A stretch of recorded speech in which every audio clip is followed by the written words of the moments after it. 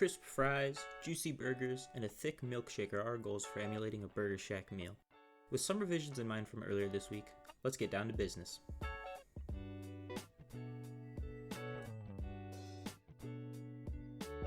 Our milkshake didn't quite have the viscosity I wanted, so I'll add 3/4 cup milk, 1/3 cup chocolate syrup, and 2 generous cups of vanilla ice cream together. Blend it together with your preferred method of blending. Make sure you get as much of that beauty in your vessel as possible and store it in the freezer for later. For our fries, I tried halving and slicing without much of a methodology in mind. Just do what you're comfortable with or keep researching for a method that works best like I am. I cut up 2 medium russet potatoes here. You could do different potatoes, such as Yukon Golds if you'd like. You can also prepare more potatoes. These 2 were a pretty good sized serving for me, so keep that in mind. Either way, Julian cut those bad boys and tossed them in a bowl of cold water to sit for 30 minutes to help remove their starch. From here, I carefully reformed my half-pound ground chuck and formed 4 uniform balls of meat. Season them with salt, pepper, and cut out some parchment paper to use later.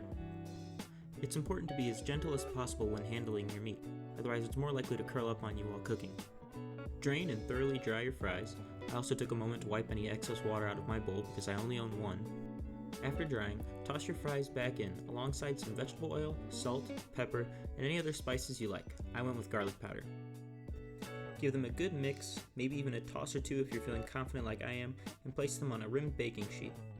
I took a second to double check that they were spread evenly, making sure that none got to know each other too well, as they'll have plenty of time for that in my stomach. Place those in a preheated 450-degree oven, and we'll let those cook while we work on our burgers some more. I quickly put together some sauce by mixing together a couple tablespoons of mayonnaise with a healthy dose of hot sauce. You can put as little or as much as you'd like, based on how hot you want it.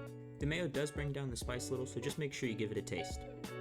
Now we'll take this to the stove top, where we'll place about 1.5 tablespoons of butter to a cast iron skillet that's been heated between medium and medium-low heat. We'll add our buns and we'll toast them for just about a minute to get a nice brown on the bottom.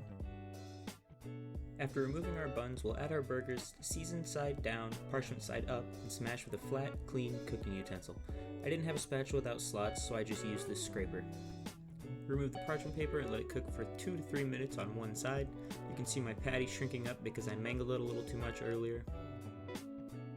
Season the top side before flipping and adding some classic American cheese. Cook for about another minute and you're good. It's now time to assemble our burger.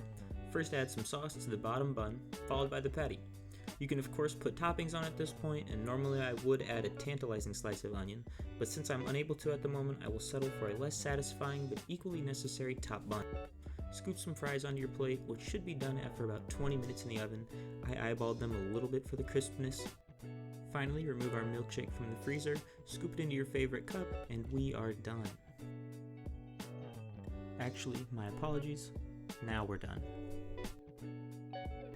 The fries were soft on the inside and crisp on the outside. I was a little nervous that they might be either too done or not done enough, but they actually turned out pretty well. I tried doing a cross-section of our simple burger, but it didn't work out too well. It's my first time, give me a break. While simple, this burger was still juicy, full of flavor. I'd even say a success. I achieved what I was going for with the milkshake. You can tell by how it sticks to the straw that it wasn't too thin, but also not so thick that you can't drink it.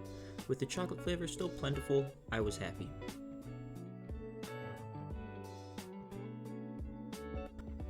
Overall, I was left pretty content with myself.